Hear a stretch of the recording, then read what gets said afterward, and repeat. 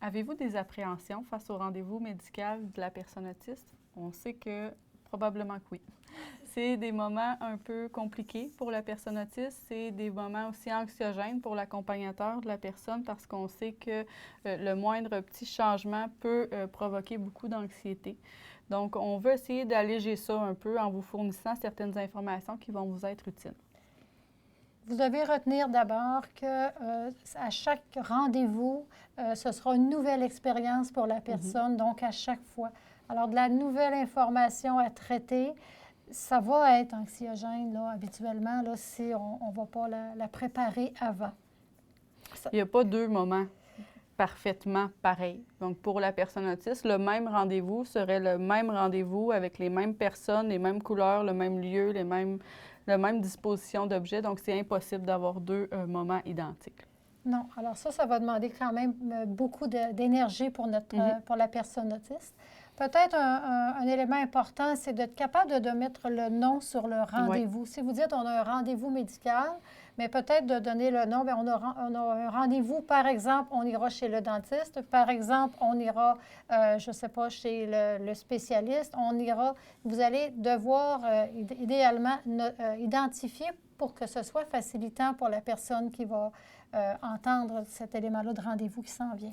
Le planifier, l'insérer visuellement dans le calendrier de la personne dans son horaire. Donc ça va être quelque chose qui va être important pour que la personne puisse être préparée minimalement au rendez-vous qui va se produire telle ou telle journée. Oui, pas essentiellement le laisser au verbal, hein, de simplement lui répéter « tu auras un rendez-vous tel jour, telle heure », mais d'être capable de laisser des traces au niveau, donc avec papier-crayon visuel pour que la personne puisse s'y référer. Hein? Préparer par écrit les principales étapes. On sait que l'accompagnateur ne saura pas nécessairement l'ensemble des étapes du rendez-vous.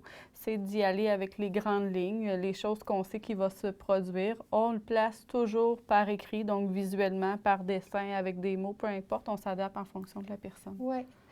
Peut-être aussi de pouvoir informer, tout dépendant du niveau de la personne, mais qu'on va revenir à la maison. Hein? Si on s'en va au rendez-vous, la personne autiste, quand elle est plus jeune, elle ne va pas nécessairement déduire qu'elle va revenir à la maison ensuite. Donc, ça va être un élément qui va être important à lui spécifier.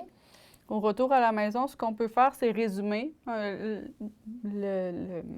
l'événement, le rendez-vous. Donc, d'essayer de rendre un petit peu plus précis les principaux éléments qui ont été faits là, durant ce rendez-vous-là. Oui, si vous avez préparé vos étapes avant de partir, à ce moment-là, vous pouvez les reprendre puis de revenir avec ces éléments-là. Donc, encore une fois, avec le visuel, pour être capable de lui indiquer ce qui s'est passé, bien, c'était ça à ce moment-là. C'est ça.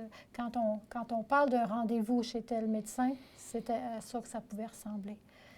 Alors, donner un sens? Oui, pour conclure, en fait, ce qu'il faut retenir, c'est de donner un sens au rendez-vous, de mettre un nom précis sur ce rendez-vous-là dans le but de réduire l'anxiété, de faire en sorte que ce rendez-vous-là soit plus harmonieux tant pour l'accompagnateur que pour la personne autiste. Et pour éviter justement inutilement là, que la personne soit en détresse, parce que parfois les rendez-vous, ça peut être un petit peu plus compliqué et on voudrait bien que ça se passe plus facilement là, pour la personne. Pour approfondir sur ce sujet, si ce sujet vous intéresse, vous pouvez consulter le site Internet de SACAD.